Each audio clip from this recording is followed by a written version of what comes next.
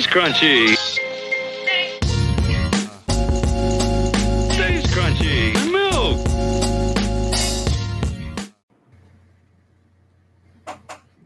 It's been just a goofy ass week. You know what I'm saying? I mean, good stuff personally, but it's like multiple celebrities that I fuck with, and I'm sure other people fuck with, have passed away.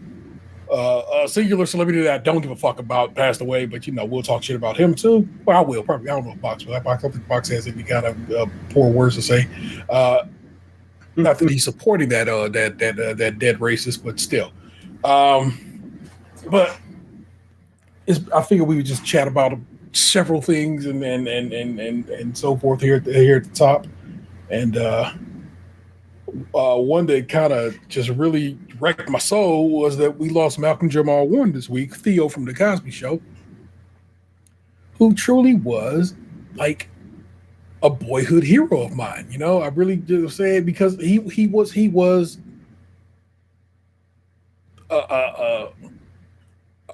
represented black boys on TV when we didn't have a lot of that on TV at the time, like not really much at all. And he was a good dude. You know what I'm saying? He was a knucklehead in some senses. The character was a knucklehead in some senses, but he was trying to do his best and trying to be a good guy and learn from his parents and so forth and so on and try to do better. Still fuck up every now and again because, that's how dudes is. And it just was dope to have a character like that in our living rooms, once a week or every day once everything went to syndication. And I'm so saddened by his passing. You know what I'm saying? He got caught up in a riptide down there by Costa Rica, and him and his daughter. And his daughter was luckily rescued, but unfortunately, when they got to him, it was too late, and so we lost him this week. And then Ozzy Osbourn left this week, and Ozzy had been saying he was going to leave after his last concert. He had actually been preparing for this, so I'm relatively certain Ozzy, who had said he was going to take care of business, just took care of business. No one had said anything to the contrary of that. But another dude who, stood for what was also, oddly enough, stood for a lot of good things. I know people were like trying to make Ozzy out to be this satanic whatever, and he bit a head off a bat or a rat or whatever it was, because it's always something different when the story gets told. But lots of stories was coming up after his passing about how he was just trying to fight the good fight for LGBTQ plus rights whenever it came up and so forth. And I just thought, damn, that's pretty dope. You know what I'm saying? No, a lot of us only know Ozzy from the Osbournes on MTV, but you know what I'm saying, if you fuck with Sabbath or just Ozzy's solo career, man, you fucking know, you know what I'm saying, that I know you might be getting down in that direction. So respect due to that. Charles Mangione. I always say it like that, Charles Mangione, because that's how Hank Hill said it. But Chuck Mangione, man, amazing trumpeter musician. Just found out about that like yesterday, I think.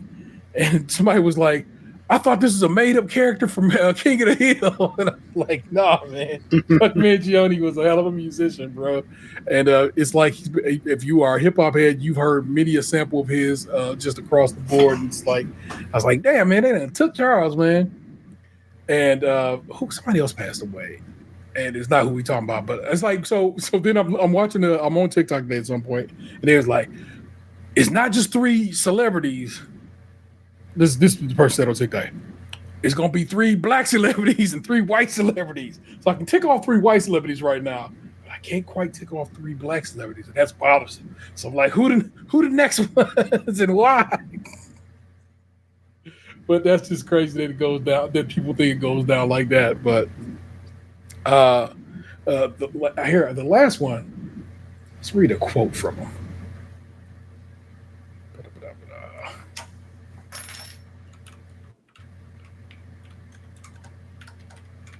Sorry, I should have had this prepared.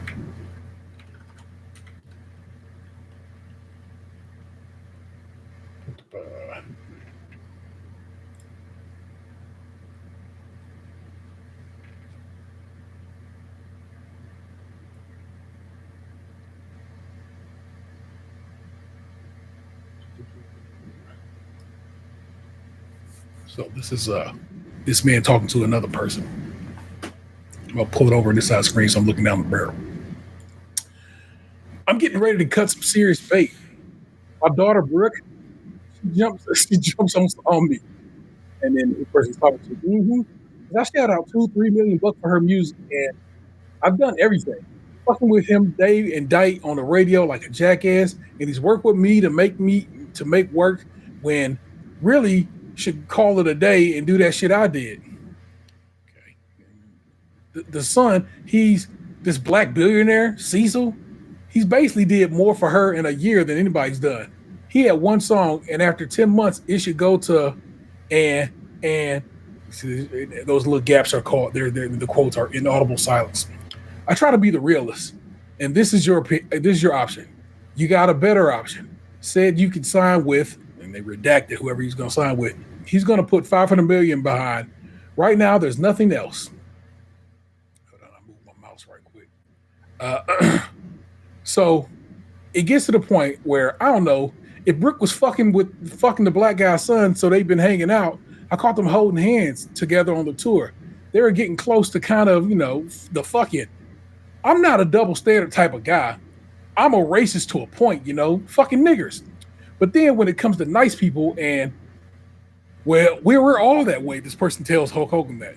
Yeah, cool. When it comes to nice people, you can't just say and then of course this is redacted. I don't give a fuck if she an 8-foot tall basketball player.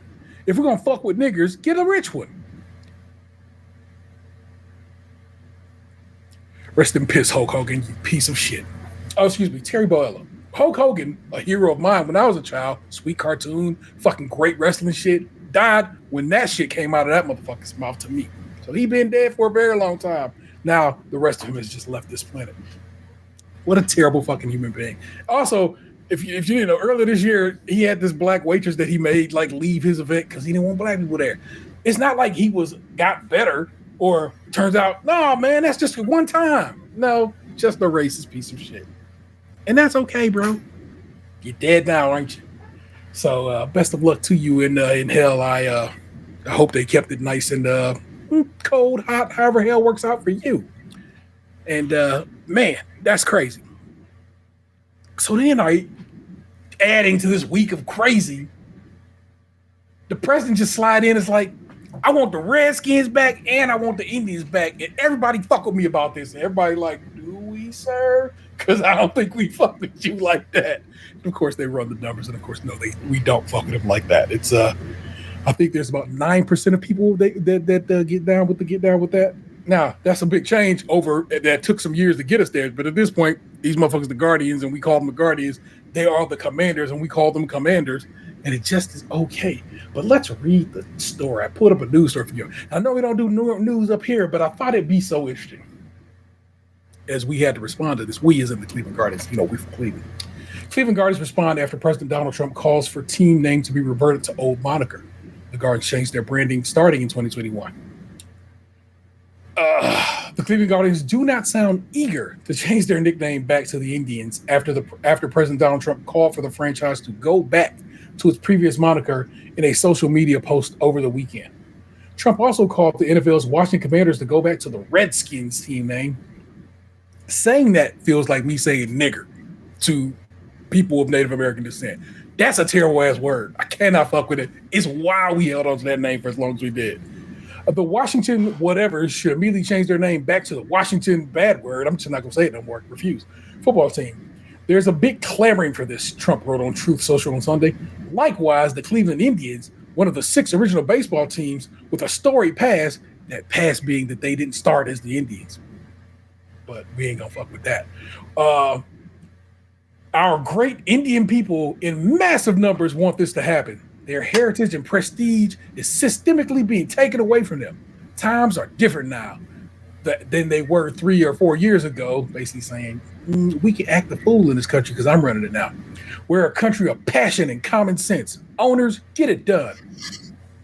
Guardians president of baseball operations, Chris Antonetti, said later Sunday that the team is excited about the future and they continue to build their brand as the Guardians. Here's what Antonetti told reporters via the Akron Beacon Journal. Not something I'm tracking or have been paying a lot of attention to, But I would generally say I understand that there were a lot of different perspectives on the decision we made a few years ago, Antonetti said. But obviously, it's a decision we've made, and we've gotten the opportunity to build the brand as the Guardians over the last 4 years, and we're excited for the future.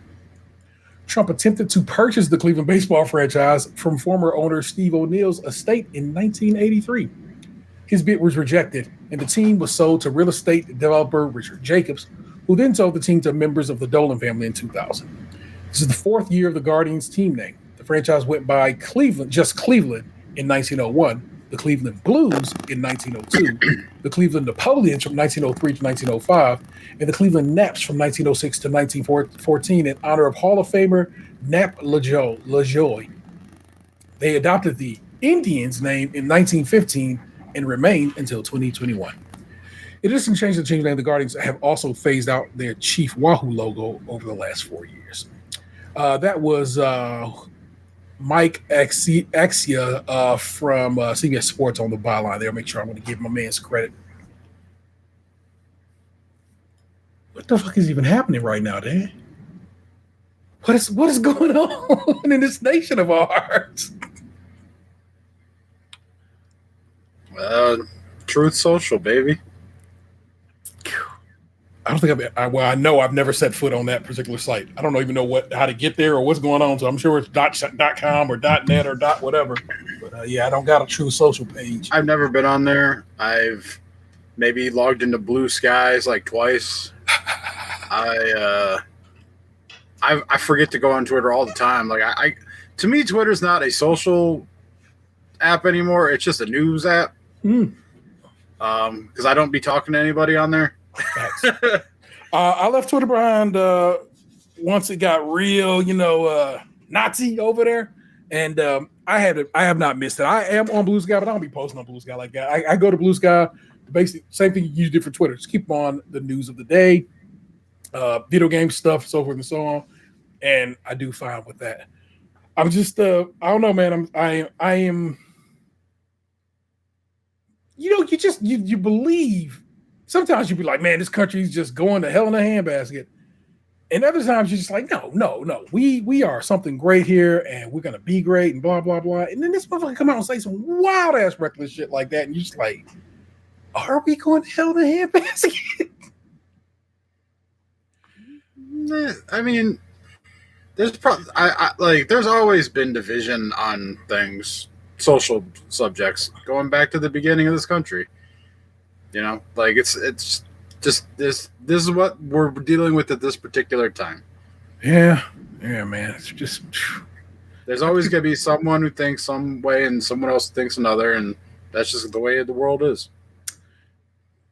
I don't know, man. I feel like I don't understand why we can't have differing opinions and be cool.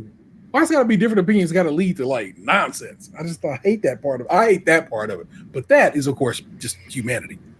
Well, I mean, the thing is, though, that like there's certain difference of opinions that some people think are just unforgivable when the opinions are different, and so like there's always going to be that animosity, especially when it comes to social issues. It's not as simple as like, oh, I think we should paint the building red, or I think we should paint it blue.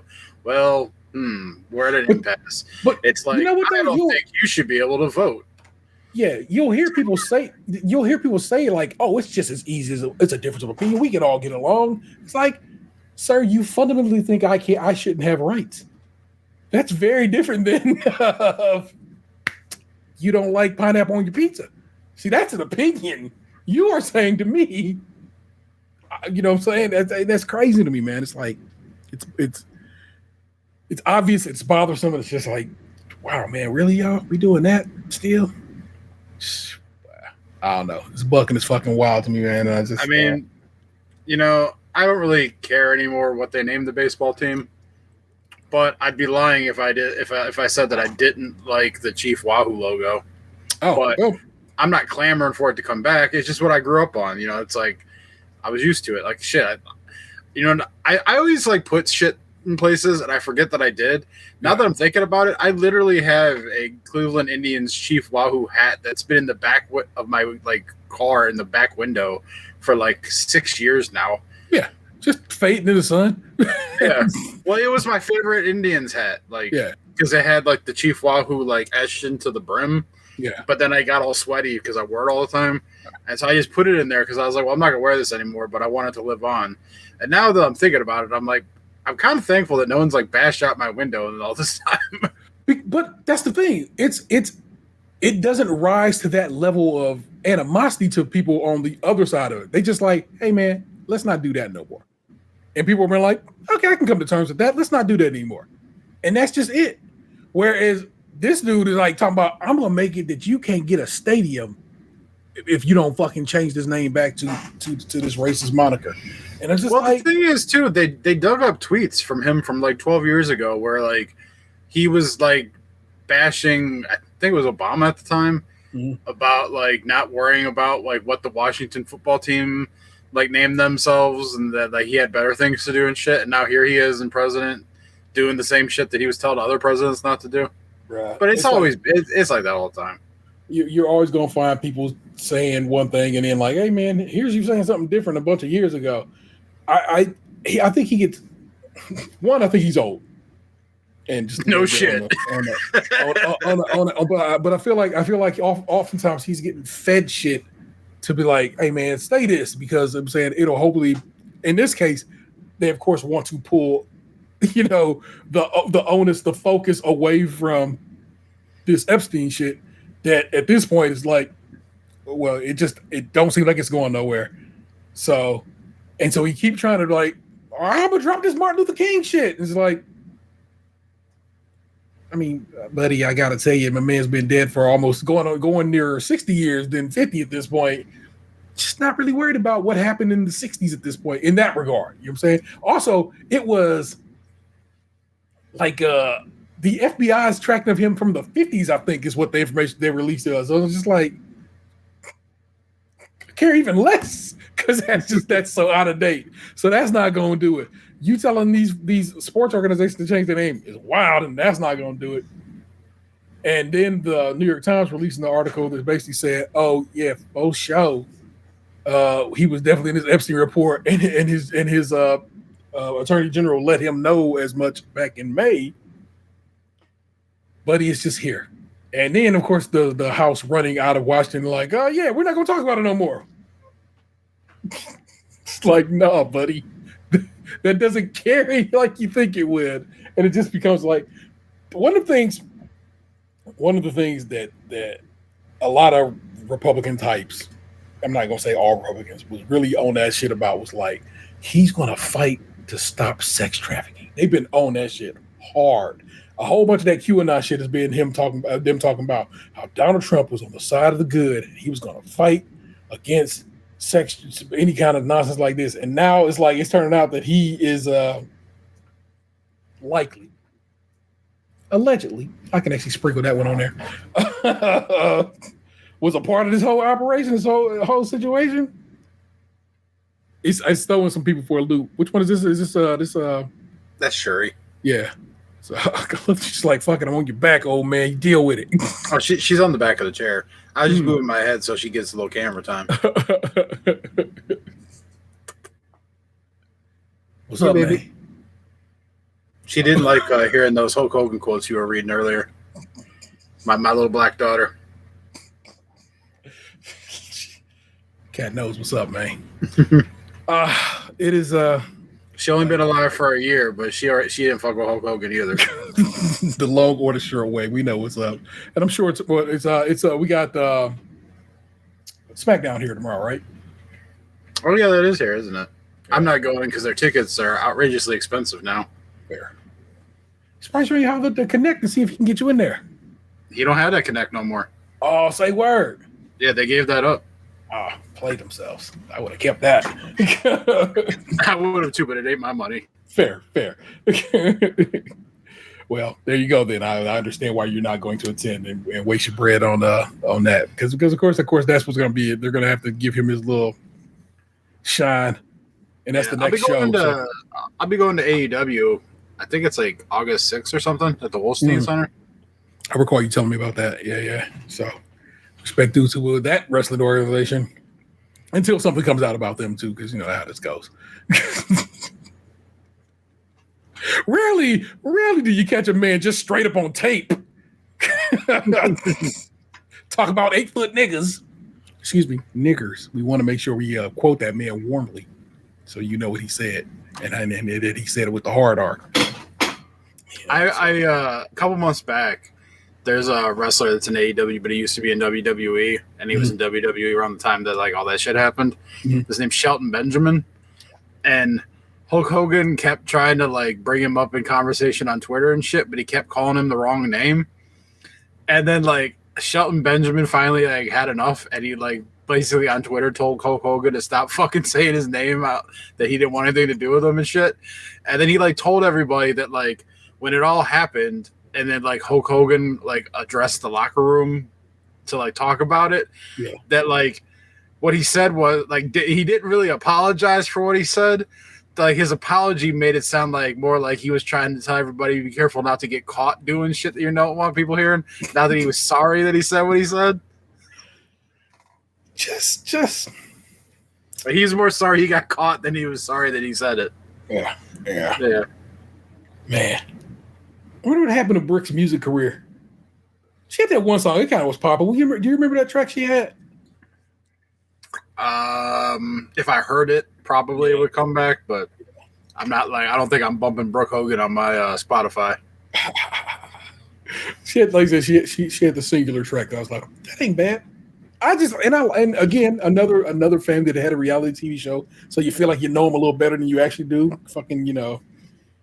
I feel like it would be weird for me, like if I was the child of some celebrity who was using a false name, like a stage name, and then I had to go around like pretending like my last name was that stage name. If I didn't want to be part of like that like fake family name, you know, like if I wanted to just be like like if she's Brooke Bollea, you know, but she got to go as like, oh, I'm Brooke Hogan. Like, no, you're not. You're Brooke Bollea. Your dad's last name is Pretend Hogan. You ain't Pretend Hogan. Like, is it even Brooke like Bollea? Is that just like I said, her stage name? Like, I mean, like she could be Shannon Bollea for all we know. We don't know if she's like Brooke Hogan. I mean, that's fair. Let's go to the Google machine. I literally was about to do it. Brooke Hogan. Yeah, it's Brooke Ellen Oleski. Oh, she must have gotten married. Oh. Yeah, her partner is Steven Oleski, an American ice hockey defenseman. Oh, she's had 2 kids.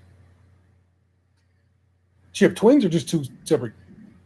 I mean, Wikipedia says 2 kids. There's a picture I'm looking at. Oh, yeah. Now. She had twins back in January of this year. Yeah, I'm looking at a picture of Steven Oleski next to her, and they're holding babies. And I'm like, man, that's both little babies. So she had twins. Hey, respect it. 39, 37. What's her mom's actual name? Linda Marie Cladridge. Okay.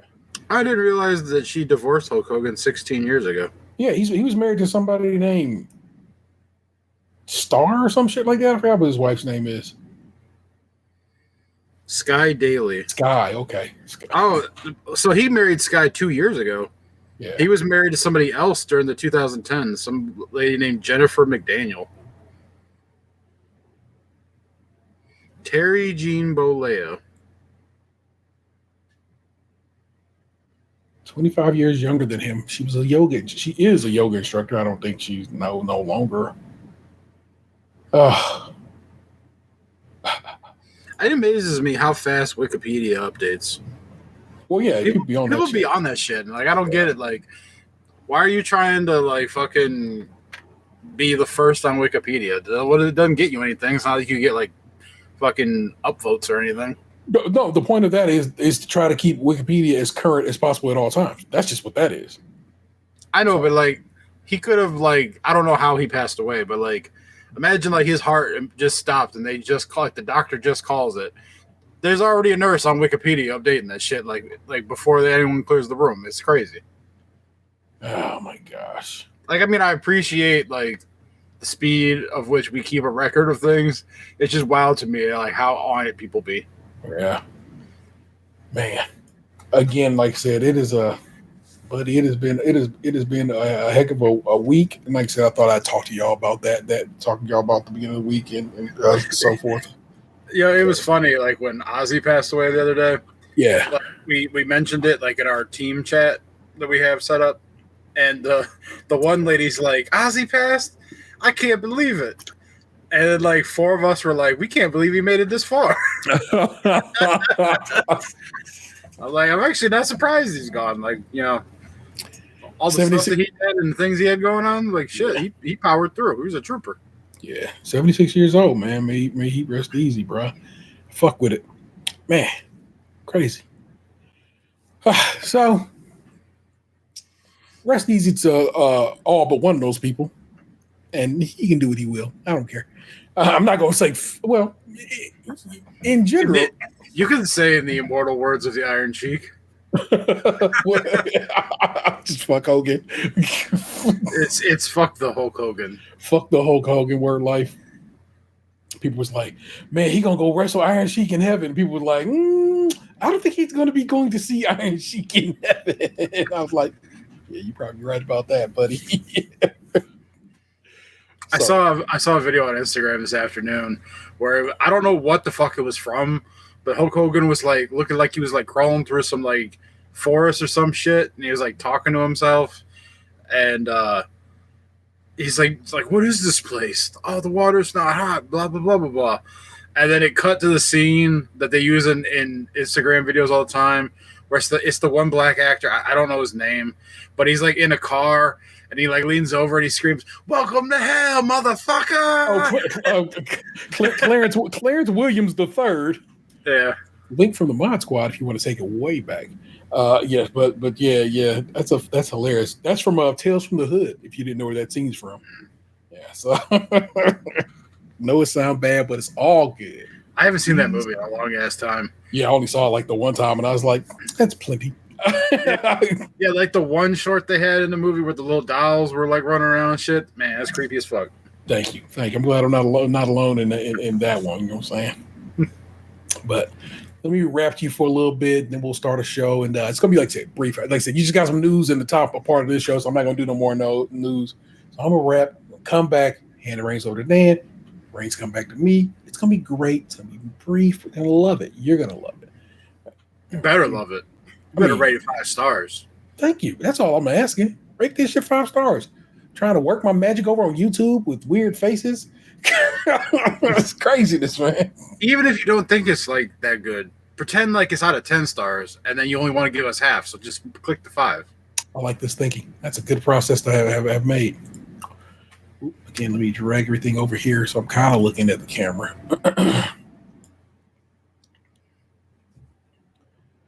I remember late nights, pissy hallways driving me psycho. The money wouldn't come fast enough. We was back and forth down streamline, moving weight was like lipo.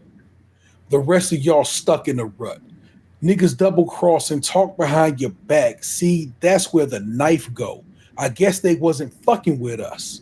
Some niggas get the luck of the draw. For others, life is a dice roll, and waiting on faith ain't for us. When you young, you realize that you can't trust a mouth where the pipe go. They try but couldn't love you enough. Dance music on my neck, where's your water bottle? Diamonds, the light show, looking like the sun in the club. If you re-it up with us, then your credit score gotta be FICO. I'm talking 850 or bust. See, you really real power when you make niggas balance on tight ropes. They know they not much for the blood. Have my man shoot your block, I'ma send his ass far as the flight go. Ain't worried about ducking a judge. Keep fronting for your bitches, cause any minutes repo might show. You know that shit up in a month. Heard your man was in there singing for his life. They was calling him Maestro. Cause time that heavy can crush. When you pay a nigga back like it's layaway, whispering, die slow. The last words you hear in the trunk. You don't know what I know. You ain't seen what I saw.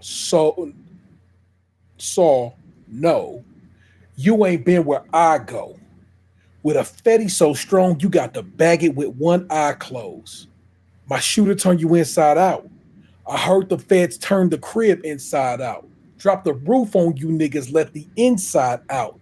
Fresh Prince jacket, boy, I cook them till they inside out. Hey, welcome to it.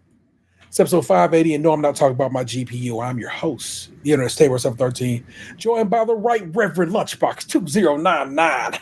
Say something, Jesus. Blessed be. We back at it like a bad habit, you know what I'm saying? Last show that went up was me and Gabe up in Michigan filming and recording together. So that's what you got last week. No show this week. I probably should do something for my patrons. I'll figure out what I can do to get something up for you guys. But we back at it. You know, we doing the dang thing. And like I told you, I'm about to just hang the reins over the box. But you know what I'm saying? Just want to give you a little bit of an intro. But before I give it to you, man, anything you want to share with people before you share with the people? That seems like it would be a waste of their time for me to double share. Fair enough, you never double dip and you never double share. Then let me click this button. I hope it's like the Wonder Years where like you got me like playing in the front yard by a white picket fence, and then like me looking lovingly into like my crush's eyes as I kiss for the first time, and then all of a sudden I'm getting on a boat to war. I thought it would involve books in some way, story time, but damn. Wow. Yeah, I mean, I guess reading Rainbow works too.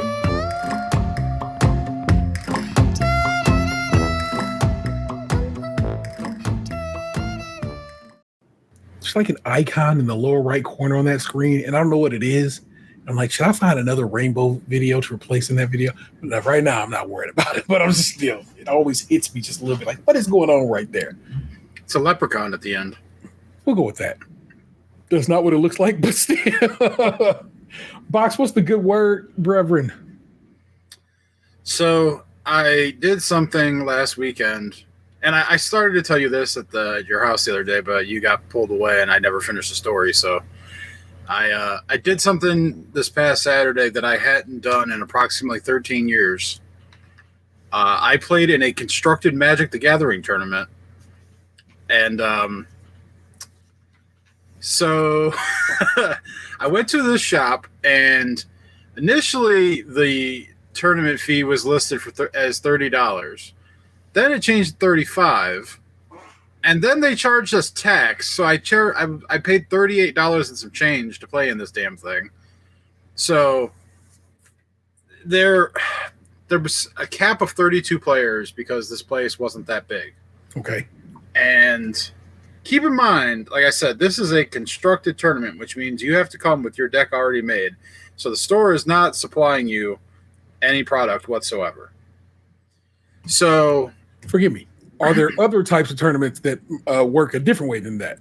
Yeah, there's like limited events where like you play with sealed booster packs and make decks out of the cards that like are randomly in the packs.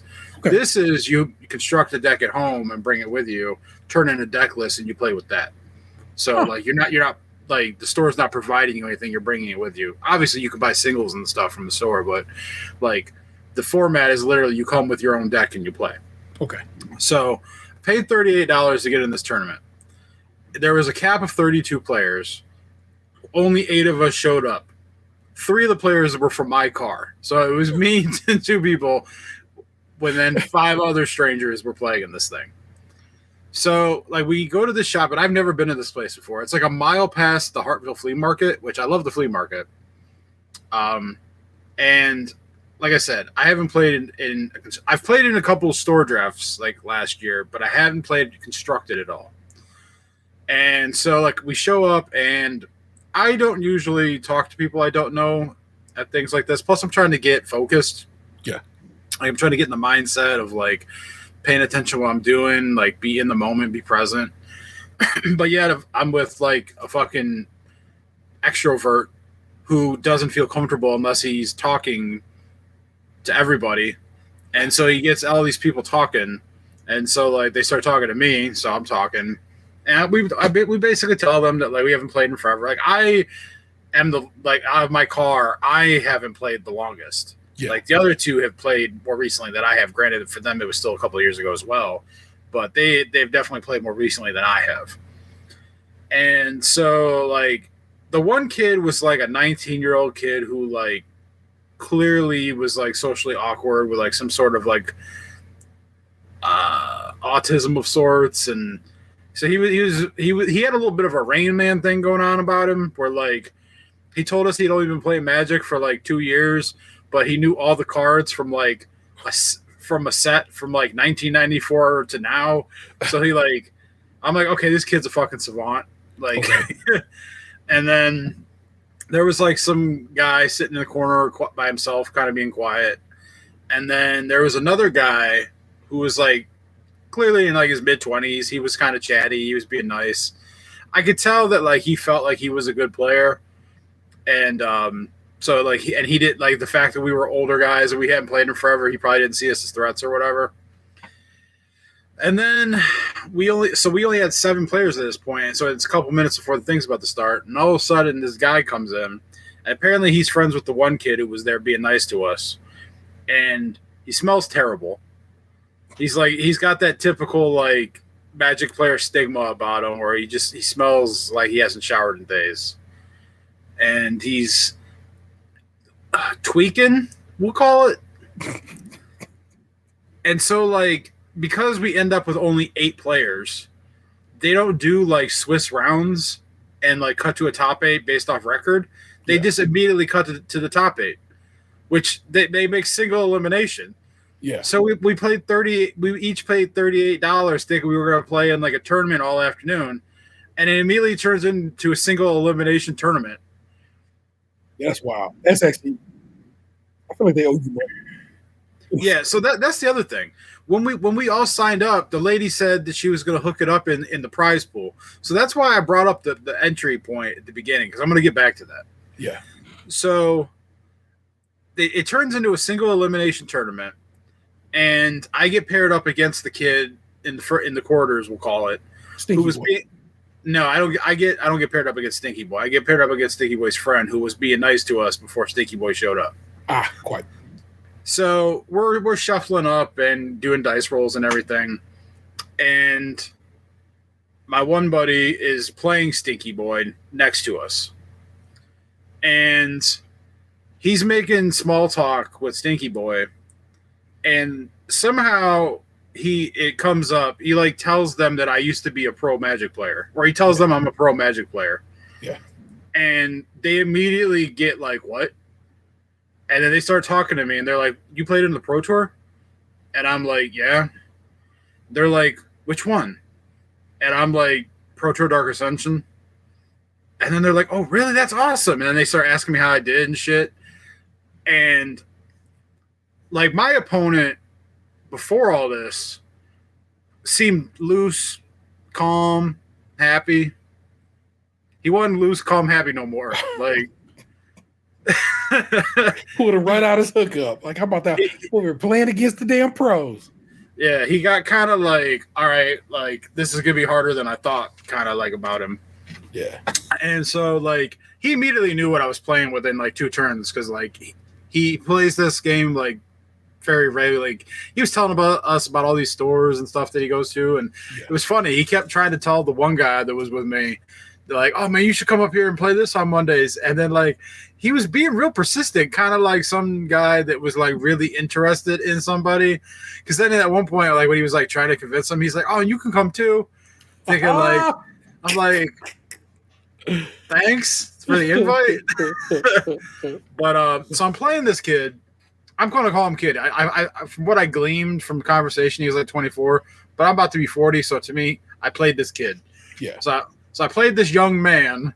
I played this kid, and he's playing like a control deck, like a blue-white control deck that he kind of like homebrewed a little bit. But it's got like good cards in it and shit. And but turns out, you know, this old man still got game, because I outplayed the kid, beat him game 1. And then game 2, kind of much more the same. Like, it goes on for a while. You know, I play some cards. He can't beat him. I end up, you know, taking the game. He concedes, loses. Okay. So I make it to the semifinals, and I get paired up against Smelly Kid. And Smelly Kid sits down across from me, and I knew he was playing the best deck in the format. Okay. So I knew I had my work cut out for me. And things like he gets a really fast draw game one. Like it's very hard for me to like stabilize. It's hard for me to kind of explain exactly. I'm just going to use generic terms here rather than do like detailed gameplay because I don't imagine we have a lot of Magic the Gathering listeners that would understand exactly what I'm saying. If you do understand what man is saying, then you're going to get more out of this than somebody who doesn't. But he's going to try to break it down simply for the rest of us. Basically, he's playing a fast creature deck that's like the best fast creature deck in the format. Okay. And before my deck wasn't designed to really cast its namesake spells before the third turn of the game. Yeah. Whereas like he gets on the board on the first turn. And so by the time that like I was at the point where I could even like kind of like cast what my deck does, I was already like halfway dead.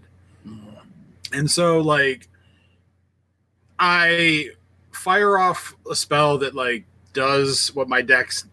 I was playing a deck called Living End. Mm-hmm. And so, like, I get the card. My deck's made so that it, like, kind of always finds the card. Yeah. And so, like, the spell goes on the stack. It's kind of like where it hasn't, happened yet. It's waiting to see if anything else is going to happen or stop it or whatever. And then he plays this spell in his hand thinking that he's, like, got me trapped. And I counter his trap. And I can see kind of his face change. Like I'm like, oh shit. But then because his deck is so good, he still managed to draw out of it and ended up taking the game a few turns later. Okay. Because like his draw was just that game was just too fast for me to be able to stabilize. Like I needed to stabilize a little sooner, but I couldn't. And I was on the back foot the whole time, and I ended up not being able to finish him in time. So then like we sideboard, go to game 2. And so I'm on the play of this game, so he's not going to, get me down as fast because I'm acting first. Yeah. And things are going all right for a while. Like he's doing his thing, but then like I kind of like reset the board, and then at one point I kind of like reset the board again. But when this happened, each time I had like a creature come into play that when it came into play, it made a token. Yeah. And like in Magic, they print a lot of like paper tokens now. It wasn't so much like that back in the day. Like a lot of the tokens back in the day came in like player rewards programs and stuff. Okay. But now it's like the tokens are in booster packs and shit all the time. But I didn't have tokens for my guy, like for the thing he makes when he comes into play. They're called food tokens. And so when I made the tokens on the game board, I used like, it was actually one of these because I had a little blocky. They're little dice, and I just put the dice on the table and I said, "Hey, this dice represents a token because I don't have tokens."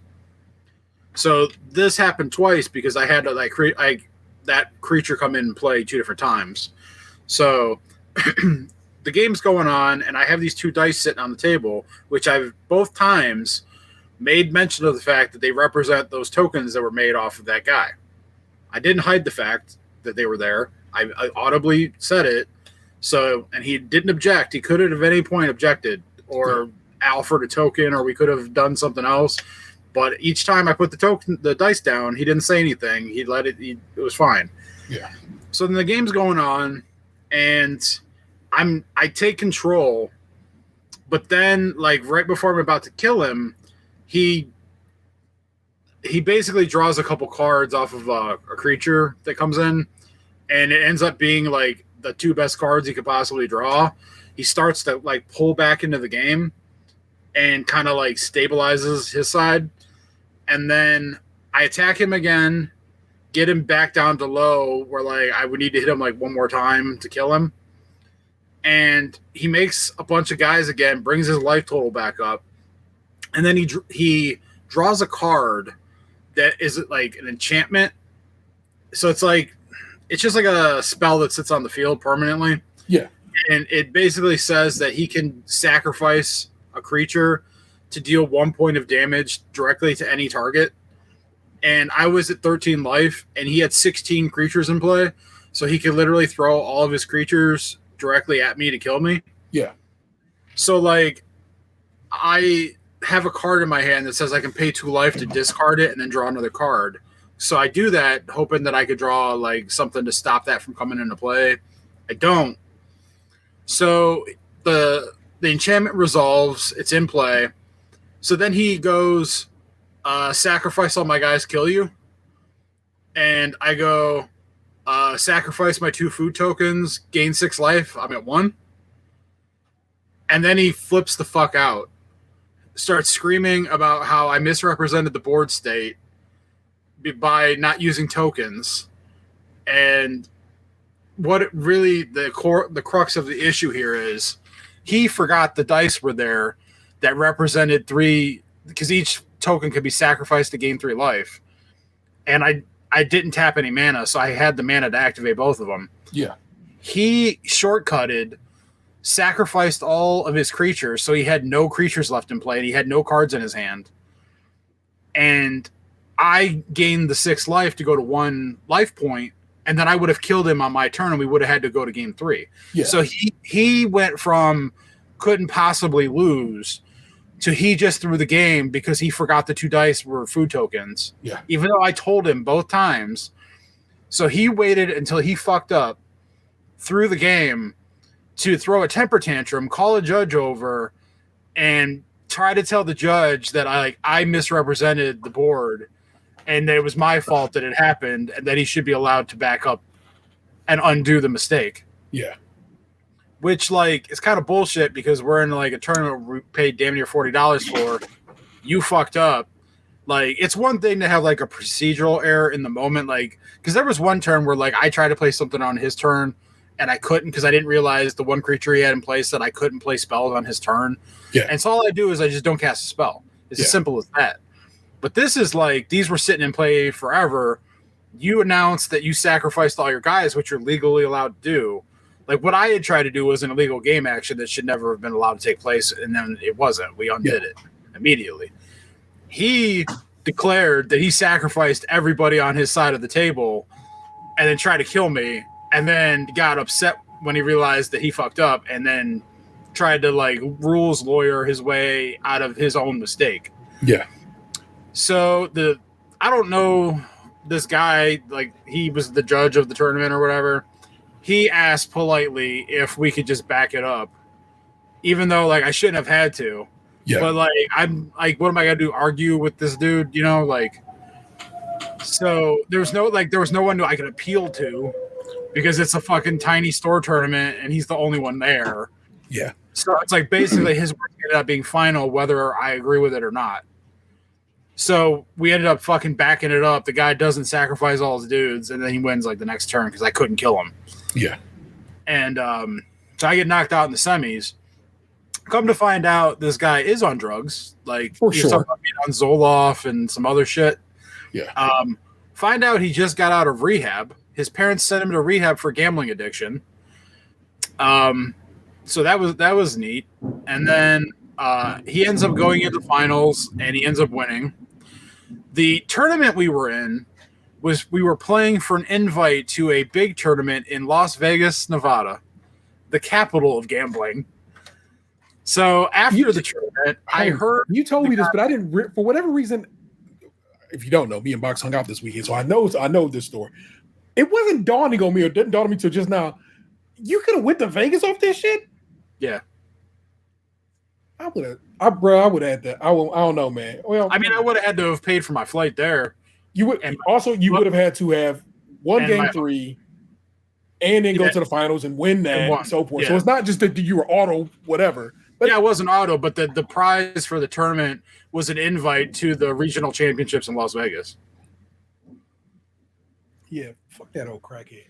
Ugh. Yeah, so it was funny because after the tournament was over and he won the invite, yeah, he was talking to the guy who was the judge and the guy who was like running the tournament, and he's like, "Hey, my name's not going to be attached to this online anywhere, is it?"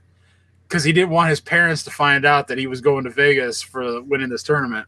Whereas a hater like me is definitely trying to find out that dude's name, and I'm gonna call his mama. Yeah, well, it ain't that deep for me. But so the reason I had brought up the entry fee at the beginning of all this was because, like I said, after it was like with tax and everything, it was $38 and some change. Yeah. So if I just take $38 times the 8 people that entered the tournament, the store took in $304 for a tournament that they didn't have to pay. Like there was no product given to any of us. Yeah. Now we each did receive a pin that said we were played in the top 8 of a regional qualifier tournament or whatever. So I got a little pin, and then they gave us each a promo card, or 2 promo cards, I'm sorry, which I believe they get for free anyway from Wizards, or if they pay for them, it is a minimal amount, but I'm pretty sure they get them for free to run the tournaments. Yeah. Now, when we signed up to play in this tournament, they said they were going to hook us up in the prize pool. Well, they took in $304, and they gave $40 to first place and $20 to second place, and that's it. So they pocketed $244 on a tournament where they didn't have to pay out any prize support whatsoever, like product. I mean, yeah. And they hooked us up. So I paid $38 to play in an immediate top-based single elimination tournament where they didn't give any prize outside of the top 2 people, and they only gave a fifth of the money they took in as store credit. Even they didn't even. It's not like they got cash back or nothing. It was literally store credit. I am going to tell you, listeners, just in case this something goes awry here. I don't know if you could hear the thunder cracking in my background, and my neighborhood storm siren just went off. So if it goes down and it just all crashes out, you knew it was because the storm is acting up, and I might have lost power and or my roof because the tornado came through or whatever. But it's just raining right now and thundering, so just want to make sure everybody's aware. Oh my gosh, man! I gotta take trash out tonight. This is gonna be garbo. I need that rain to come and go.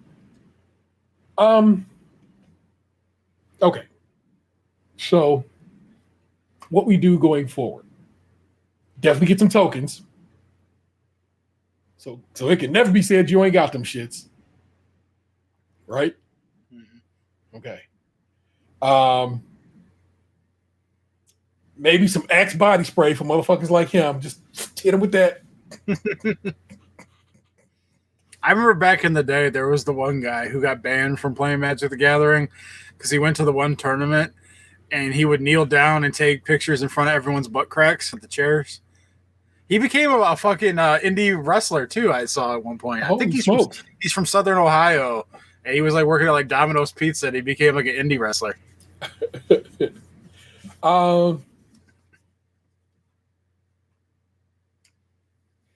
What lessons do you take from this deck situation? Are you gonna tweak your deck a little bit, or do you just know what you're doing with this particular deck? You're like, look, I can work this motherfucker.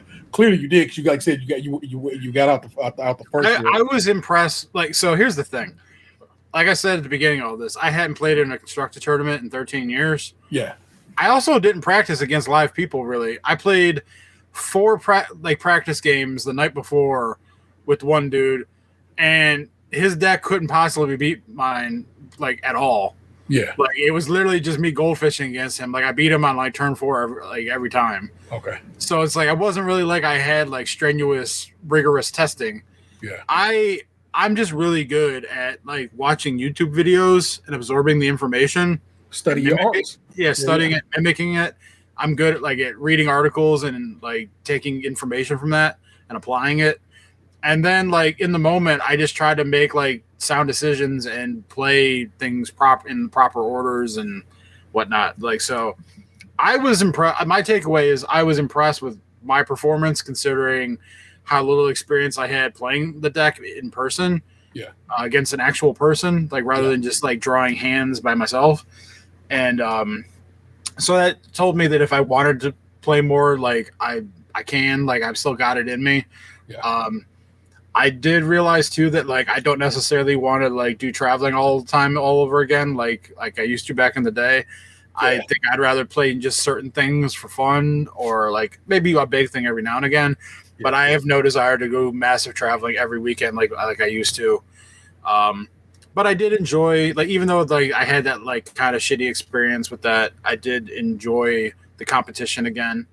I'm not so much concerned about like that deck necessarily like editing it or tweaking it or whatever because like I'm not sure I'm going to play that format again until I go to Atlanta for my birthday at the end of September. So I may not even touch it again for 2 months, and a lot can change in 2 months, and I may play something else. I'm like, who knows? Yeah.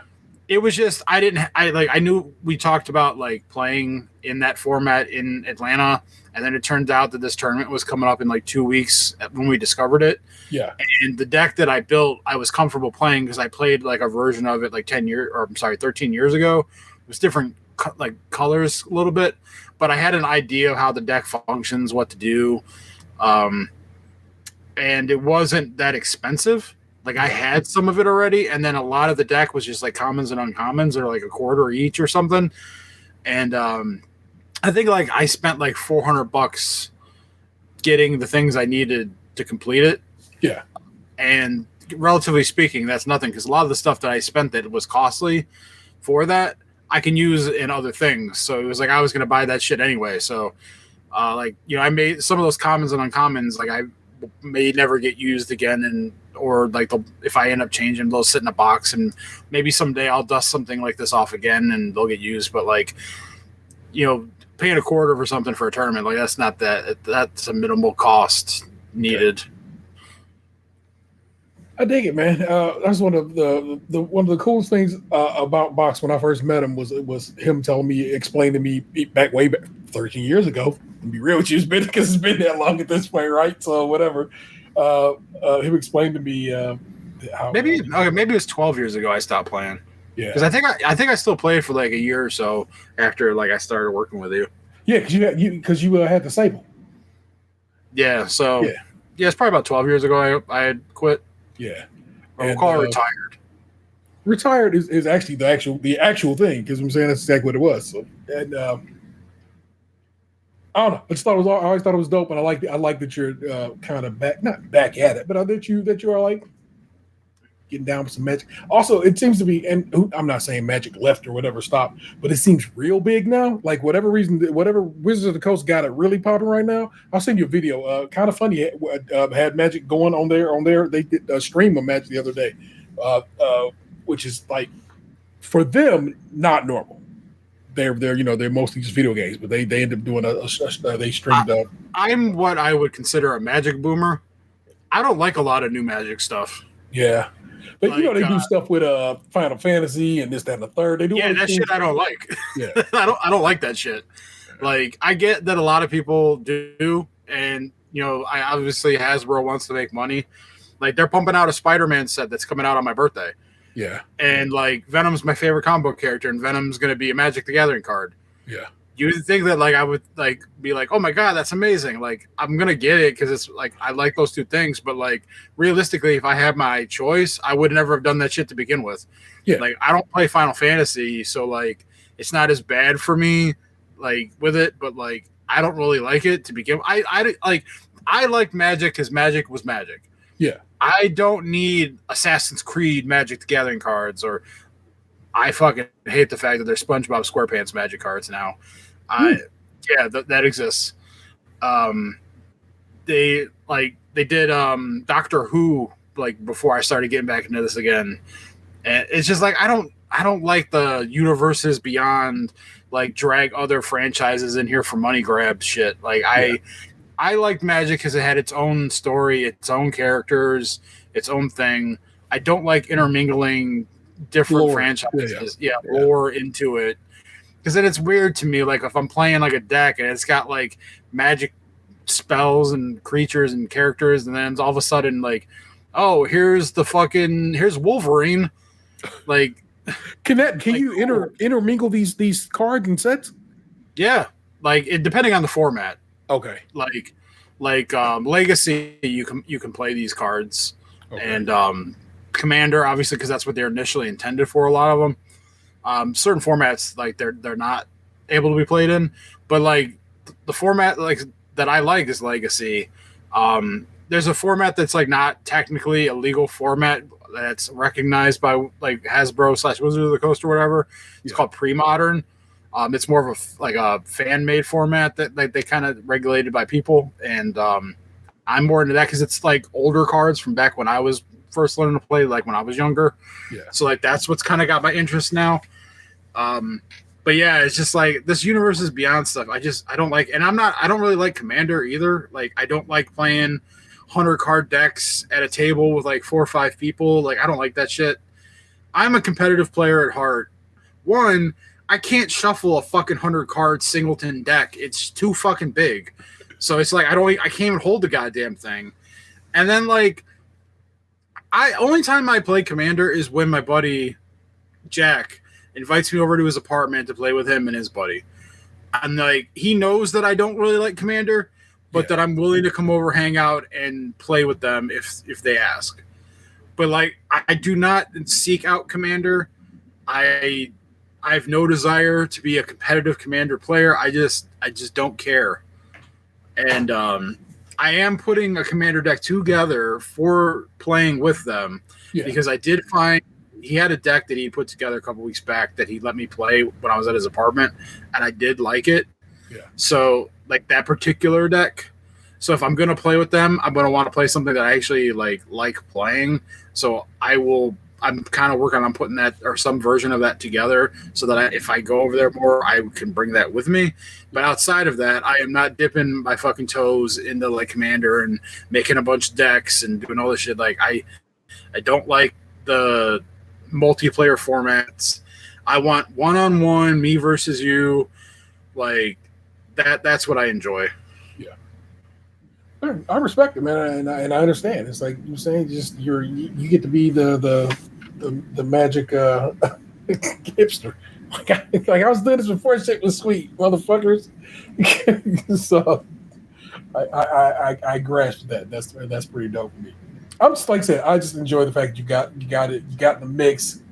Went and played some did well despite the nonsense that nobody showing up for this tourney and so forth and so on. And I mean, like in all honesty, though, like it's like it just sucks in that people didn't show up because I did kind of want to like play more. Get a run, but yeah. If you're a competitive Magic the Gathering player, paying to get into a tournament and immediately making the top 8 is kind of like actually the dream. Yeah. So, it's a little give and take there. Like I walked through the door up in this motherfucker. I was dope. That's so. I hear that. That's good shit, man. Anything else before we hustle right along to Buffalo, man? You good? I'm good. That we can put a bow on that. Fair enough, y'all. It's my turn to talk. Look, and I even got a thing for it now. Here, let me play on it.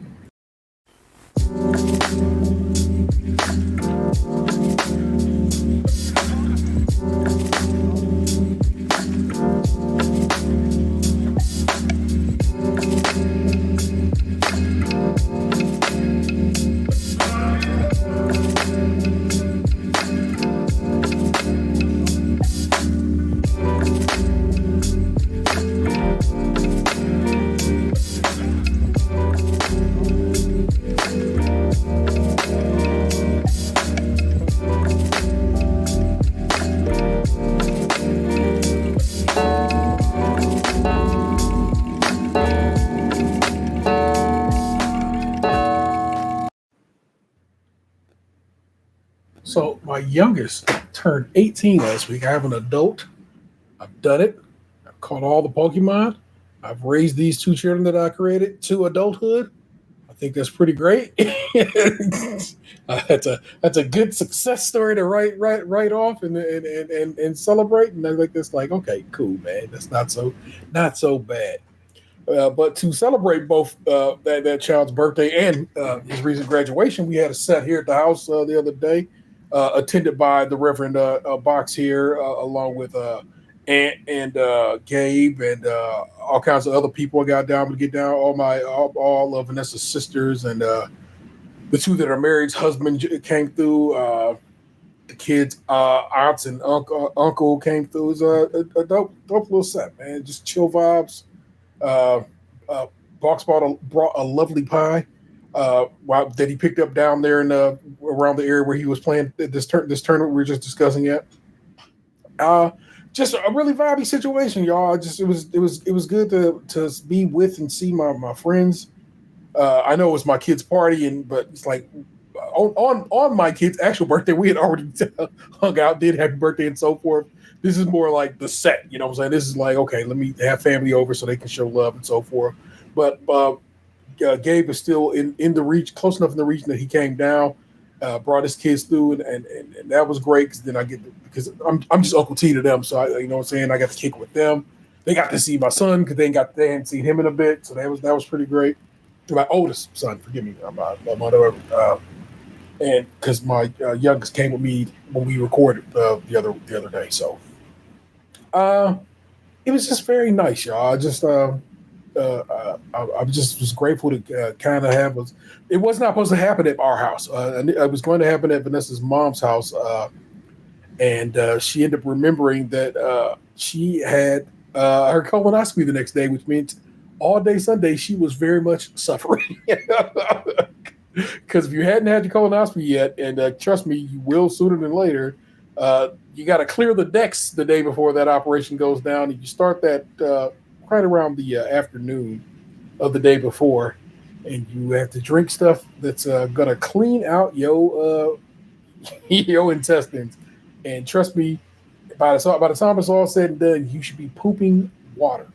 Just that's what they want. They want a clear deck situation. So she could not host any longer. So we moved the operation over here. Vanessa's sister brought some extra chairs and stuff like that there, and it was just like I said. I don't know. I really dug. It's been a while since we had a set at the house, and it was very, very nice to do that. Gabe's oldest daughter brought a friend with her, and they were like hanging out with Vanessa. Because it's funny, my kids who are closer in age to those girls was like, "Oh no, there's some mean teen girls. They don't want to fuck with us." and I was like, "That's crazy." But what they did want to fuck with was my lady, who of course is an interesting person in her own right, has Labubu, and they're like, "Oh, you have Labubu," and they talk this, that, and the third. So of course they hung out with Vanessa for a while. I'm having to float the room and the porch because you know what I'm saying the party kind of goes out because I have to talk to all these people because I hadn't seen them in a while and so forth. So that's also kind of wild for me because I'm like, I don't feel like I can claim introvert any longer at this point because I'm not introverted. But what it actually comes down to is I'm introverted when it comes to new people. But people I know and love, we can get down with the jam. You know what I'm saying? I can move about and so forth. And I did as much. And so I think I'm not gonna be in the street, at a party. But even then, I think that's bullshit too. Because when me and Vanessa went to the Pink Pony dance party at the bowling alley near us. They also have a music venue right there. If you remember, Box talked about going there sometime back to watch a wrestler DJ a set. I had on the shirt a Good Mythical Morning shirt, and it basically says, "Everybody knows I love lesbians." And Chapel Roan kind of speaks to that the LGBTQ plus IA crowd, and so people saw that shirt was like, "Oh shit, that shirt's dope," and blah blah blah, and I end up talking to people in public. So I say I don't feel like I can claim introverted as much as once upon a time I would have, but also I'm not going out trying to make friends. I wouldn't have been. I don't know if I could have talked to Stinky Boy like you had to at the table, my guy. But I know I keep just repeating myself, but I mean, it comes down to it. The house fit everybody comfortably. We had enough food, plenty of drink. And everybody seemed to have a good time. Nobody Irish goodbye. Everybody properly was like, "All right, I'm dipping out." You know what I'm saying? Everybody showed love and peaced out properly. You know what I'm saying? So it wasn't the kind of set where you felt like you just had to slide out. Everybody seemingly felt comfortable enough to be like, "All right, man, thanks for having me." So forth and so on. It's all love. We'll catch you on the flip. And I think that's nice. It just means I hopefully I don't know, had a good enough set. Like I said, at some point, like I said, I was talking about Gabe's kid because they came back down here and jumped on the turntable and we're trying to, and was that very Chapel Roan we were just talking about. But of course, I'm having to teach kids how to use the turntable because they understand it, but they don't understand it. And I keep hearing them drop a needle on my shit. And I'm like, "Don't fuck up a turntable, please." And so Gabe's like, hey, watch Uncle shit. And I was like, "It's cool, baby. Relax." And I got his kids up. They asked if they could play on the Switch, and I got them set up, and they played a bunch of games, and they were chill for most of the time until they weren't. But then when they weren't, it wasn't like I'm about to whoop your ass. It was more like, hey man, come on, be cool. And so they end up getting to a point of be cool, and they played just about everything they wanted to play with no issue or anything like that there. And like I said, that was nice. I'm saying, it's just good to be with my clique. And I know most times that we're together, I'm like I'll try to force a show out of us, but this time I was just like, no man, we're just vibing, just kicking it and chatting, and it was lovely. And it's just, I don't know, it's just good to see everybody. It's just what it comes down to. Ever since the pandemic, man, I just and leaving the office behind, I don't see my friends as often as I would like to. And I know we should do something about that, but it's like, I don't know, man. It's like it's Monday through Friday is work, and then the weekend is like, we only got those 2 days. And it's just like it's more challenging than I think anybody understands. But it was really wonderful to be with my friends and my family and just vibe out and have a good time. So that's what really was popping with me this week that I care to bring up. You know what I'm saying? I've been trying to work out. Not necessarily blowing the YouTube channel up, but just trying to make sure we just doing better bit by bit. And I was listening to somebody explain how the faces on the YouTube channel are matter, like the thumbnail that you see on YouTube. And if I'm going to click on YouTube right now, I'm just going to open up YouTube, and this is just what's going to be on my page of YouTube. Let's go through and let's see. There's a face. This is some art. There's a face. There's a face. There's a face, but this face is doing this. That's this person's face right here. This is the back of a Switch. This is a face, but it's Donkey Kong's face, but also same thing doing this. So that's a face. Here's a face with these ladies, both their mouths open. Here's a face with Rhett from Mythical Morning, mouth open. Here's a face, this guy with big eyes like he was shocked by something. Guy smiling, face. So what it's come down to, the current YouTube meta seems to say, have a face and have a face with a mouth open on it. And I'm just like, that's so hyper specific. It makes me question what's going on there. So I had put a show up, and we were discussing the show. I don't want you there. That's not where I want you at. And we were talking about part of the show. The show was me and Gabe came across a turtle while we were recording, and I was talking about trying to maybe change the show art a little bit, maybe the show that episode's title just on YouTube to try to figure something out. And I ended up whipping up this picture that I'm about to share with y'all. Let me share my screen. Oh my gosh. Oh, here, I gotta push the screen. Entire screen. And so there we go. So I whip this turtle up in Adobe Firefly. That's an AI generated turtle. I try not to do too much shit with AI, but that's not a real turtle if you didn't know. But he has his mouth open, and the whole thing is I write this prompt basically like surprise turtle, realistic, so on and so on. And so I take the old surprise turtle here. Here, I'm gonna stop share so I can switch to the art. Where did I stick that art at? Oh, you know what? I know what I can do. Give me close this window. I can open another window over here on this side of the screen. I go through and I'll whip up this art. Because of course I'm like, okay, they want miles open, they want to whatever, hilarious, whatever. Let me see what I can do. So of course I do it my own way, which is of course well, actually the show art was already me and Gabe's face. I'm saying, so it's like there was faces there. We didn't have any kind of surprise face. And so I was like, let me whip up a surprise face. And try to find this. Here it is.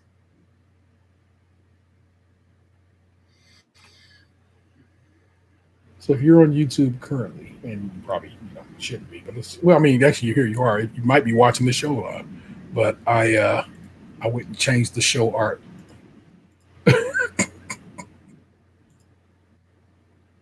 to this.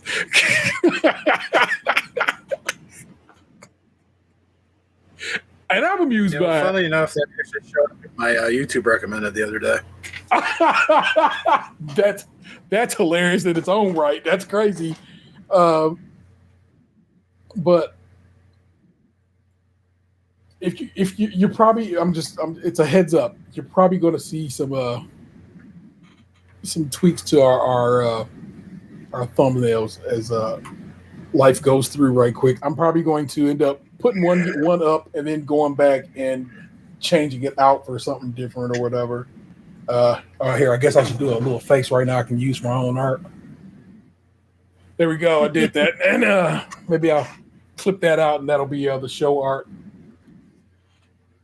There's another one for you. But I don't know, man.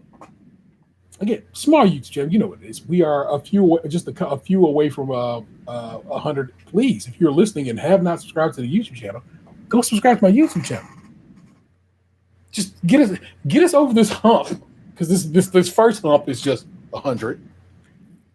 And the next hump is 500. And we're going, we're moving, we're doing things. But I'm almost at 100. I wanted to be 100 well before this, you know what I'm saying? But just is what it is.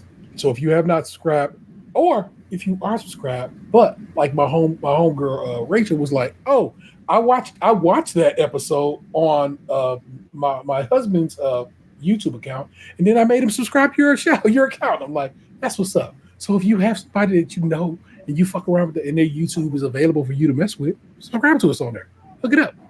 In fact, 4 more. I need 4 more to do that to hit goal one. And like, people watch the channel. I get metrics from YouTube to say, okay, you have this many hours of viewership and so forth. So I'm like, okay, there it is happening. People are watching, and like Box said, it's showing up in feeds. Nick Chu told me stuff shows up in our stuff shows up in her YouTube feeds. I'm like, okay, we out here, we doing the thing. So it's just hustling, y'all. Always trying to make the hustle. We got a dollar patron the other day. You know what I'm saying? It's our lowest tier Patreon, but there is some stuff there for people who spend just the buck. You know what I'm saying? It's the let me hold something tier is what that one is. So thank you for that. So I'm saying we out here. We out here on our grizzly, y'all. I never think your boy ain't out here. We out here hustling the good word of Stage Crunchy and Milk. To all who care to join us, and now we got a reverend who can lead the church that is us. Literally ordained, everything, paperwork. I am ordained. I am officially Reverend Daniel, last name redacted. Correct. You know what I'm saying? That's why we just call him the Reverend Lunchbox 2099. Because that's how it gets down, people. So just respect my man's name. If you need somebody to do your wedding, you know what I'm saying? My man will probably holler at you about it. Y'all could probably work out some things, you know what I'm saying? You got to pay my man. Or at least get them to you, okay? Because that's just how it has to be. I accept cash, crypto, gold, silver, and bridesmaids' phone numbers. Let it be known how it goes down out here in these streets, y'all. But that's the week for us, y'all. I'm saying, but for right now, man, every week we head to the mean streets of Reddit, dig deep into the subreddits that discuss are people assholes or not. And this has its own little segment.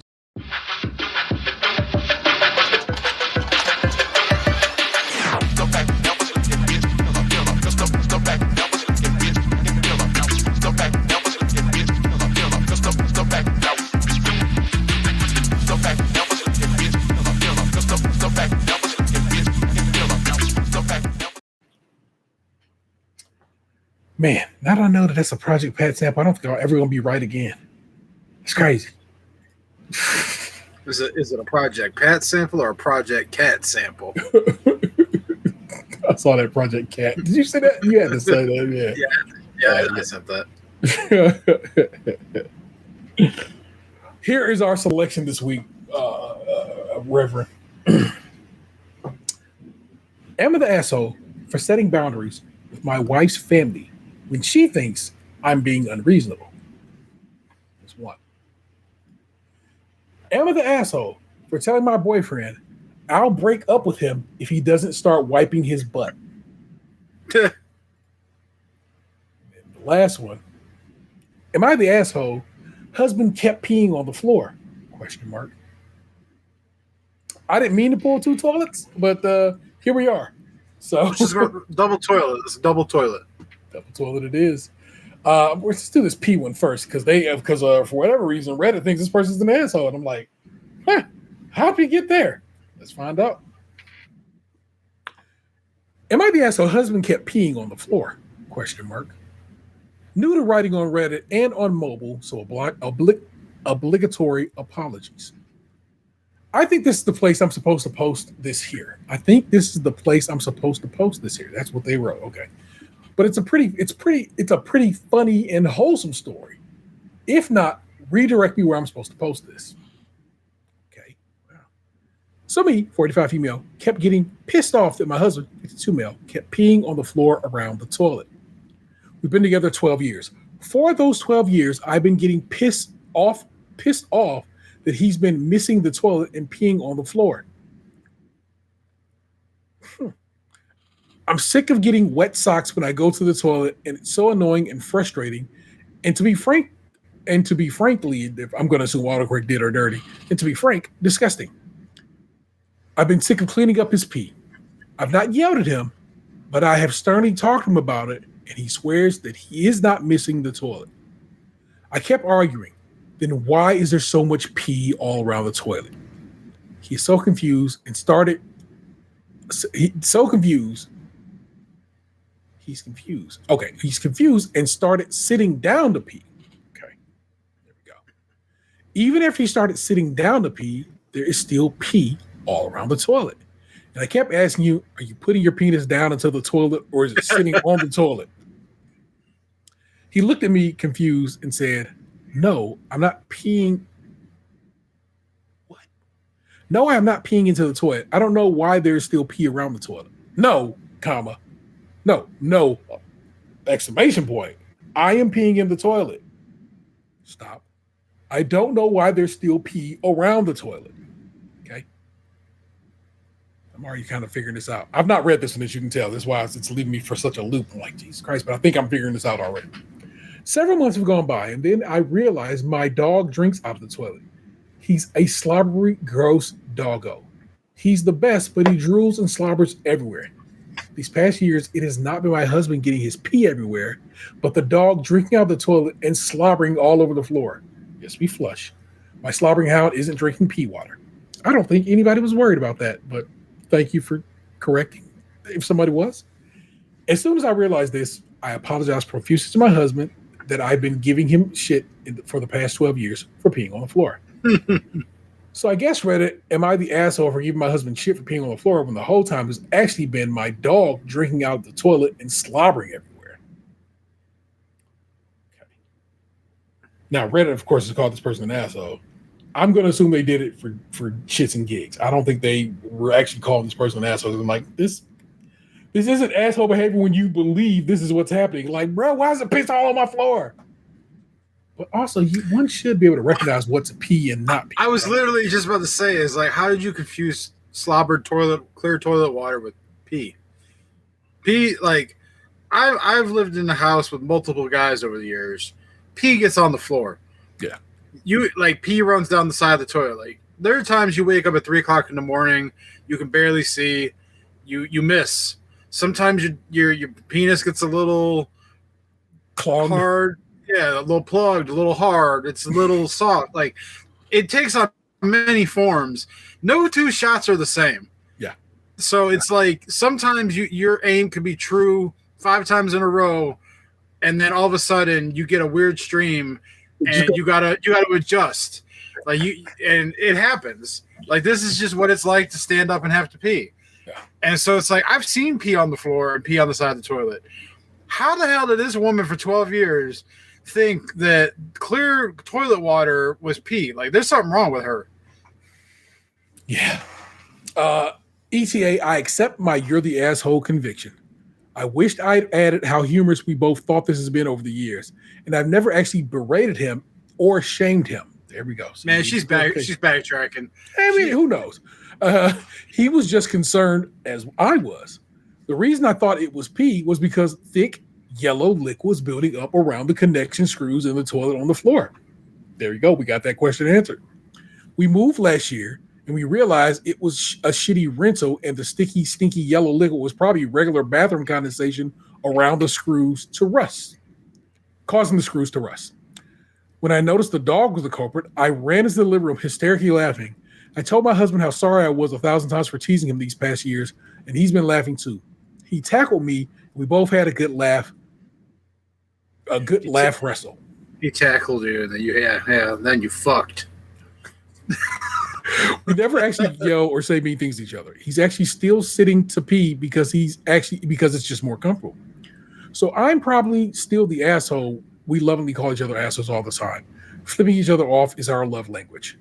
But there's some clarification on the subject. I hope you guys enjoyed our stupid decade-long debacle.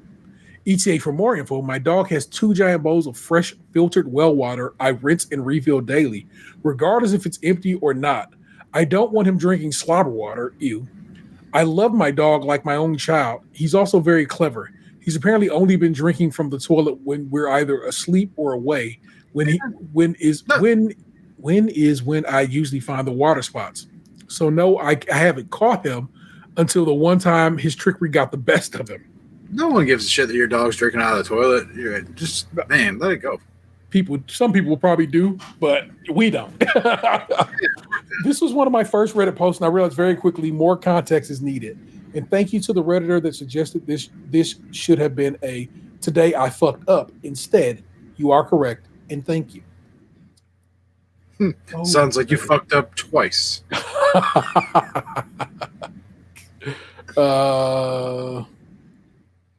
There actually is, like, in the comments, a lot of talk about the dog. So I'm telling you, man, we're the weirdos here about not giving a damn about this dog. There's probably some person there is like, you're killing your dog by letting it drink fecal matter toilet water. So I saw something similar to this on TikTok, and they caught it, and it turns out their cat had been just pissing in the toilet. Because the lady had been like, I've been yelling at my husband for years, make sure you flush this damn toilet, because I walk in and it be pee in the toilet. And it turned out this whole time my cat learned how to pee in the damn toilet and had been taking leaks of the toilet. And I just thought I thought this is where that story was going to end up going, but it ended up being another animal, and it ended up being slob and wet and toilet water as opposed to actual urine. So that's how that worked out. As for the other one, am I the asshole for telling my boyfriend I'll break up with him if he doesn't start wiping his butt? What you need to know is this was originally on AITA, which we call Great Value of the Asshole. But then they erased it, and they didn't say why, because they never say why. But then somebody got it before it got fully erased over there, and this is now on the Best of Redditor updates. So this is from the original post is from June 13th of this year. I, 26 female, have been dating my boyfriend, 27 male, for almost a year. We moved in together 3 months ago, and for the most part, things have been fine. He's funny, smart, and we have good chemistry, and we share similar goals for the future. That said, there's been a problem, a really gross, ridiculous problem. When we first moved in, I noticed that he never had toilet paper rolls in his bathroom. We have 2 bathroom setups and tend to use separate ones most of the time. I figured maybe he used wipes or something else. But then I started noticing smells, like awful smells. Sometimes his laundry would stink in a very specific way. I thought maybe it was just bad hygiene in general, so I brought it up. He got really defensive and told me to drop it. Eventually, after too many suspiciously stained boxers and a level of funk no grown man should be walking around with, asked him point blank, "Do you wipe after you poop?" Jesus Christ. He shrugged and said, "Nah, wiping is kind of gay. Why would I touch my own ass?" I thought he was joking. I laughed. He didn't. Turns out he legitimately believes wiping makes you gay. and that real men let it fall out and go about their day. I told him that not only stupid, but also incredibly unhygienic, and honestly, it makes me feel physically sick to be near him sometimes. He said I was being judgmental and that I should accept him for who he is. I told him I draw the line at poop. I said if he didn't start wiping and taking basic hygiene seriously, I'd have to reconsider the relationship. He's now sulking and accusing me of being shallow and saying I'm prioritizing societal expectations over true love. He even texted me a link to a men's rights subreddit post about how wiping is emasculating. I'm now wondering, am I the asshole for threatening to break up with my boyfriend over something as small, it's in quotes, that's why I quoted it, as wiping? This is as stupid as woke beans. That was a good one. Just like your boyfriend refuses to wipe his ass, and you're just like, you gonna fix him? Like, how deep are you into this relationship that a man who refuses? Like, how are you gonna sleep with this dude? Like, you just gonna be there, full on getting pumped, hands on his ass, just knowing that what's inches away from your fingertips? Dating for almost a year, moved in 3 months ago. And this dude? Come on, man, at least get a fucking bidet. Spray some water up there, something. Jesus Christ. Wipe your ass, you fucking weirdo. And if these men's rights groups are telling you that wiping your ass is emasculating, they're weird too. Get out of here. There's no way. I don't understand why you need to go fucking searching answers like, should I wipe my ass? Like, it's common sense. Like, doesn't your ass get itchy? Doesn't it like chafe? Doesn't it swell up from like sores? Like, how are you not hurting down there? He like, is. I guarantee like, he is and thinks that's just the way it's supposed to be. It's like, man, come on now. Absolutely disgusting. Relevant comments. Because of the way this was, as you know, somebody went and got this one. They actually grabbed some stuff, some comments and other stuff. There's some comments and some updates. So I don't even have to go digging. I'll get the good comments already hand-picked for me. Not the asshole. You should absolutely break up with him. Agree. Not only does he sound homophobic, facts, and like those macho man, but he's a grown-ass man with no hygiene and no proper excuse, like mental health for it. Think about what would happen if you two have kids or something. You'd have a whole family of not wiping their ass. It's disgusting. OP responds, exactly. That's really what really hit me. If this is how he is now, what's going to happen down the line? I'm not trying to raise kids in a house where basic hygiene is optional because it's not manly. It's not just gross, it's irresponsible. And yeah, the homophobia baked into it is a huge red flag. I can't build a future with someone who equates cleanliness with weakness. Glad you know that. Let's scroll down a little bit. Somebody else responded, and they're saying, again, these are all, necessary quotes here. What the fuck? That's gross that's what the WTF? That's gross as fuck. Dump his ass, girl. That's unlucky peas, 5819. Word up. OP responded to them. Right. I've been trying to wrap my head around how this is even real life. Like, how are you almost 30 and still walking around with a dirty butt on purpose? I'm definitely leaning toward dumping him. There's no way I can pretend this is normal. You are absolutely correct. Here's the update. Hey, again, I want to give an update because, well, it happened. I broke up with him. And it was somehow even messier than I expected. No pun intended. I'm still going to accept it as a pun because it's pretty great. I sat him down and told him I couldn't do this anymore. I explained everything calmly, that it wasn't just about wiping, but about respect for me, for himself, and for any space we shared. That I was exhausted from living in a constant secondhand filth. That I genuinely couldn't picture a future with someone who refused to do the most basic things to stay clean. He stared at me in silence for a few seconds, then laughed, like this weird fake laugh. Then he got super defensive and said, wow, so I guess you never actually cared about me. This is what ends us over wiping? I told him it wasn't just that. It was the fact that I asked him repeatedly to do something extremely reasonable, and he chose not to, over and over.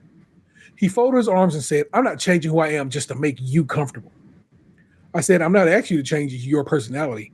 I'm asking you not to smell like shit. God damn. That's when it got dramatic. He stood up, threw his keys on the couch and said, "You're just like everybody else, judgmental and shallow." Then he packed a duffel bag like he was storming out of a movie, grabbing random stuff like a pair of mismatched socks, 2 deodorants, the irony, in a frozen burrito from the freezer. Before he left, he looked at me and said, "You'll regret this. You'll never find another guy like me, hopefully." And I just said, that's kind of the point. God damn. He slammed the door so hard a picture fell off the wall. He texted me a few times since, mostly passive aggressive stuff like, "Hope your next guy wipes and lies to you about it." What? Hope your next guy wipes and lies to you about it? What? I'm guessing he meant doesn't wipe and lies to you about it.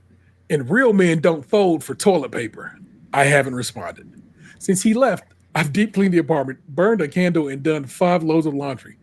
I cannot tell you how amazing it feels to sit on a couch and not worry if it's been in contact with poop. Anyway, thank you for all for the push I needed. You're right. I don't need to fix someone who thinks basic hygiene is optional. I need somebody who's already a damn adult. We have some final comments to wrap this all up, y'all. Girl, you dodged a bullet. Not gonna lie. Nothing says I love you like basic hygiene. If he thinks finding a clean partner is impossible, he should probably check his own reflection first. Enjoy your sanitized couch. Yo, P responded to that saying, "Oh my God, yes, thank you." That part about the reflection, dead on. He kept acting like I was the problem for not accepting him as he is. But like, as he is, smells like a locker room floor. I'm genuinely so happy to sit on my couch and not wondering if there's ghost poop haunting the cushions. Sanitized and single has never felt so sanitized and single, girl. Why is he insisting being a man covered in poop is considered a personality trait that people need to accept? I have poo on myself on purpose, and it's unfair people don't accept me as I am. OP, why did you date him? He must have reeked from the beginning. OP responds, right. No, laughing my ass off, right? At some point, he really started acting like wiping his ass was a core identity issue. Like I was asking him to change something deep and sacred about himself. No, dude, you're not oppressed. You're just dirty. And yeah, I honestly don't know what I was thinking in the beginning. I guess the smell was kind of masked by cologne and short visits, and I wasn't paying close attention enough. Once we moved in together, though, oh, it hit me like a truck full of spoiled meat. I just didn't expect the problem to be this. That again, you'll have the option to read through all of that in your show notes. That's the 2 you're getting this week because the other one is just that was a pretty beefy one right there. So that kind of counts as 3 right there. Criminy. Good Lord. Box, what again? This I asked this question earlier. What is going on right now? What is happening in this world? That man was just trying to conserve resources. Toilet paper is going to be scarce. He's doing his part for humanity. See, that's what is women, man. They just can't accept you for who you are. When you try to do good for the world, they just turn on you. Man, he probably could maybe be able to pull it off had he tried to argue that bullshit. Like, this is for the environment. You know what I'm saying? I don't want to waste paper. But then, almost immediately, I'd be like, well, okay, if that's the case, just get a rag, some hot water, and wipe your ass. But what about the water? I was just gonna say, like, I was about to bring up, like, does he not shower? Like if you don't wipe your ass when you poop, but that's like one thing. But then you just go in the shower and you just don't even run water down your ass crack. But like I said, what's been coming up for like years now has been finding out folk don't wash their legs. You know what I'm saying? They think water running down their body is doing more work than it's doing. So, hey man, the soap runs down. Like it doesn't. Gravity, baby. That's exactly what my man probably thinks. There's water running down there. That'll work.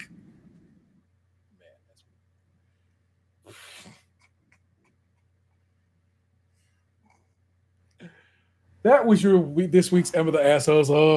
I hope you enjoyed them. They really tried to take your man straight out. That's a wild boy right there.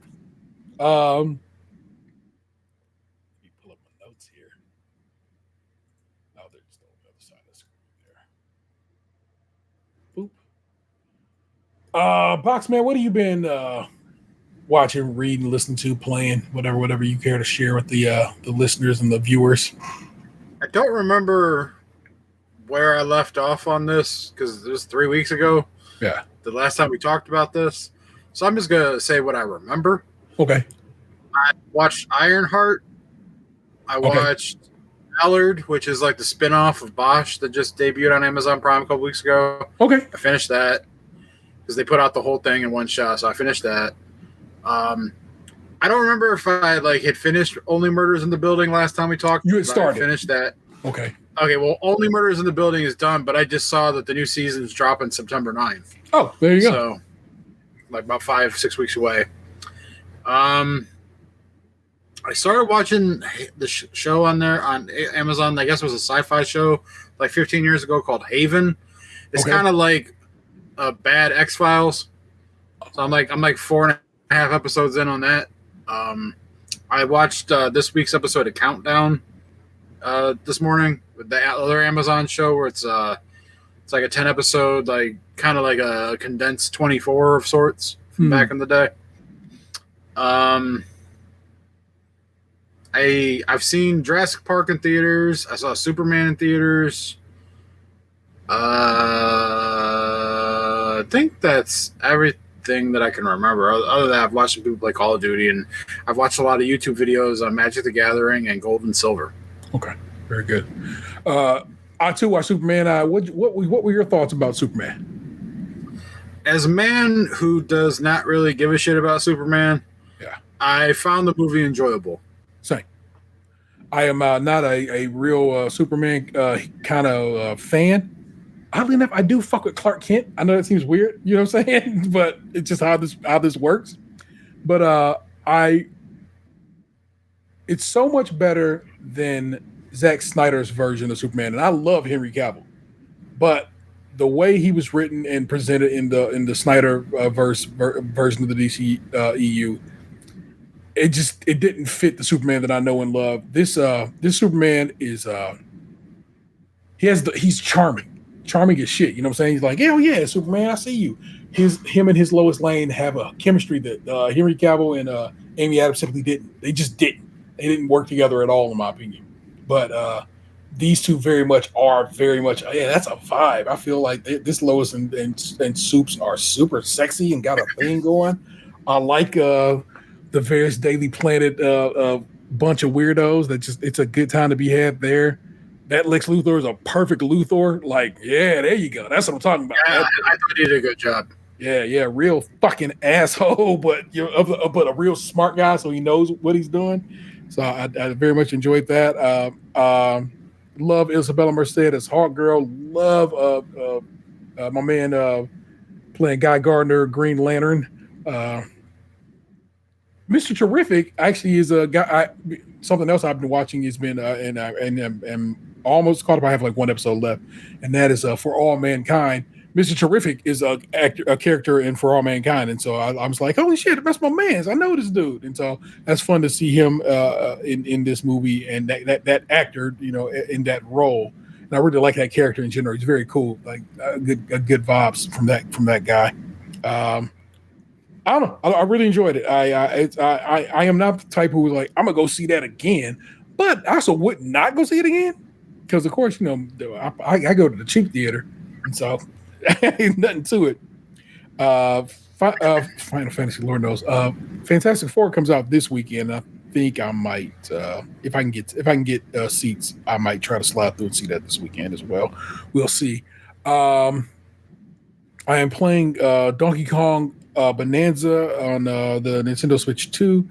What made me get that game was the morning reviews came out. IGN gave that a 10, and then a bunch of other people came through and gave it 10s as well. And I was like, oh.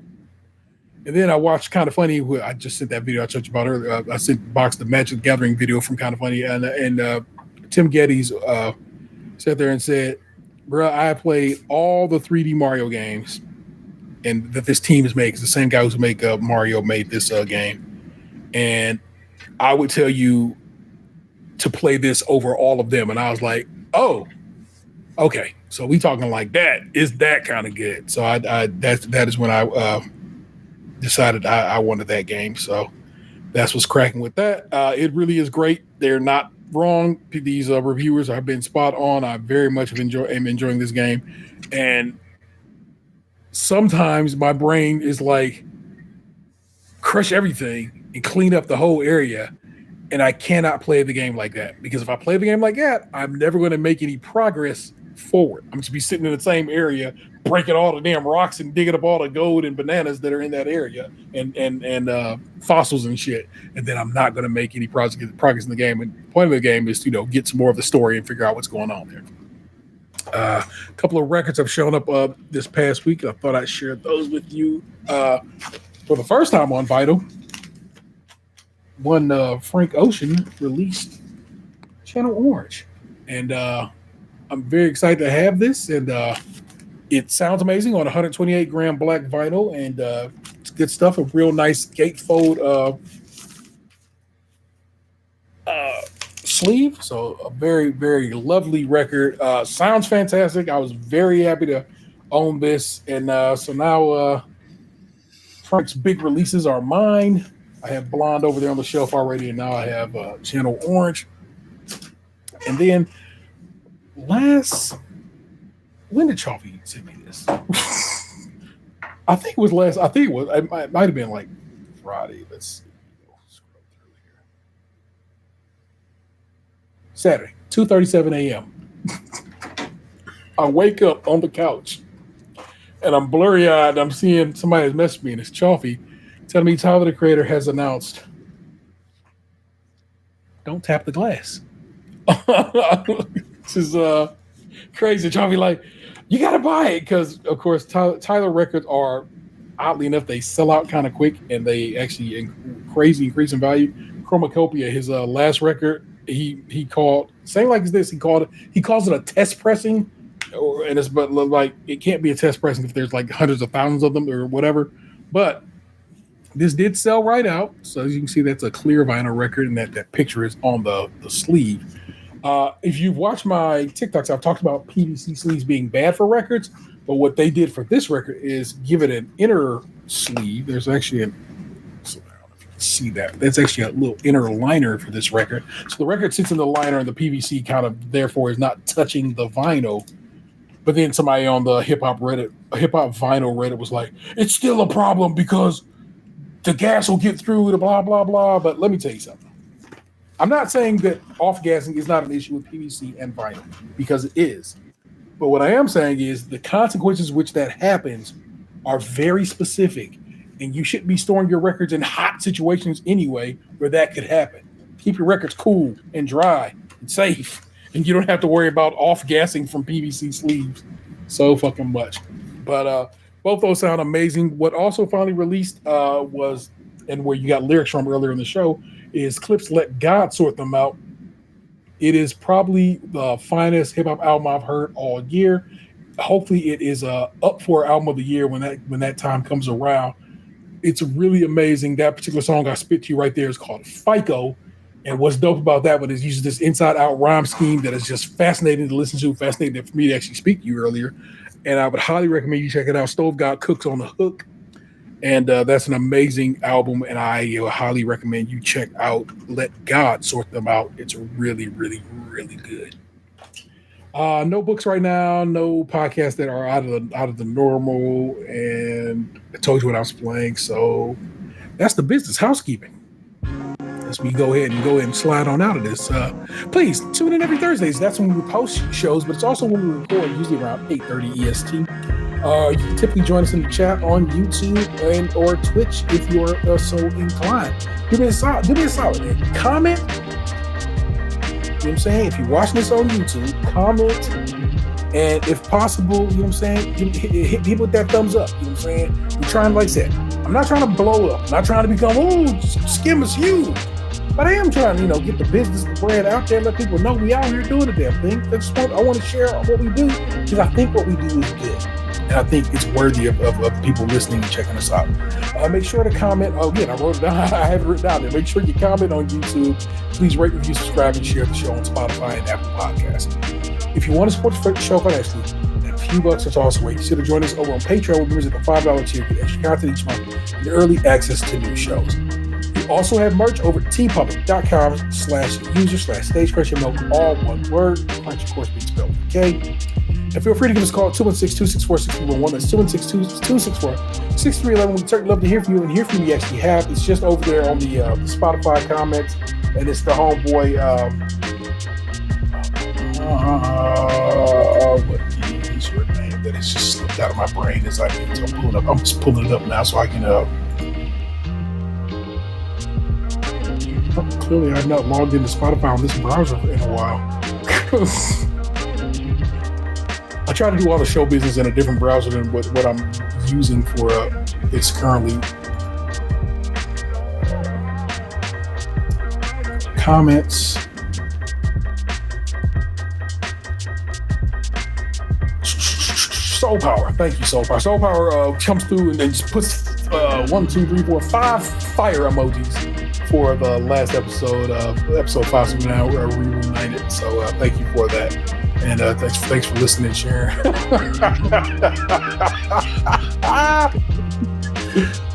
Oh, shit. Man, the Iron Sheik. I just quickly want to...